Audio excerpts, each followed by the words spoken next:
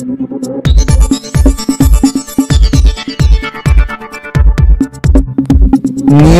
Forward channel मध्ये आपले स्वागत आहे।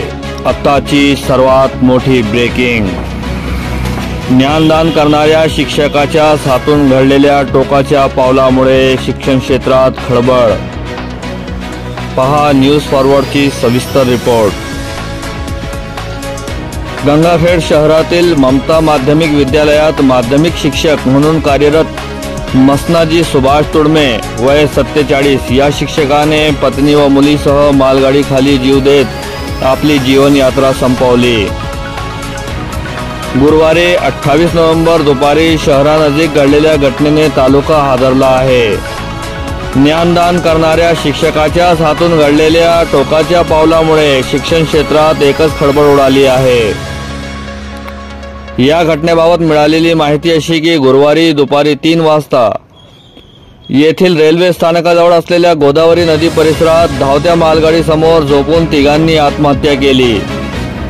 यात मृत मसनाजी सुभाष तुडमे यांची पत्नी आणि मुलीचा समावेश होता। ही माहिती समजताच गावकऱ्यांसह पोलिसांनी तत्काळ घटनास्थळी धाव घेतली। मृत मसनाजी यांच्या खिशात मोबाईल, 300 रुपये व पांढरा रुमाल मिळून आला। पोलिसांनी लॉक असलेला मोबाईल मृताच्या फिंगरप्रिंट्सने उघडला। शेवटच्या कॉल डिटेल्सवरून मृतकाची ओळख शहरातील ममता पटली आहे। मृत हे शहरातील ममता माध्यमिक विद्यालयात माध्यमिक शिक्षक पदावर कार्यरत होते।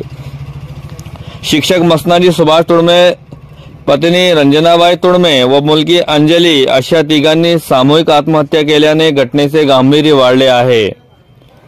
घटनास्थळी गंगाखेडचे उपविभागीय पोलीस अधिकारी डॉक्टर दिलीप टिपरसे, सहाय्यक पोलीस निरीक्षक सिद्धार्थ इंगडे, पोलीस उपनिरीक्षक आसेफ शेख, बीट जमादार दीपक वाहोड यांच्यासह पोलीस कर्मचाऱ्यांनी भेट दिली। तिन्ही मृतांचे पार्थिव शहरातील उपजिल्हा रुग्णालयात विच्छेदनासाठी आणण्यात आले। या घटनेचा तपास गंगाखेड पोलीस करीत आहेत। या प्रकरणी रात्री उशिरापर्यंत कोणताही गुन्हा नोंद झाला नव्हता।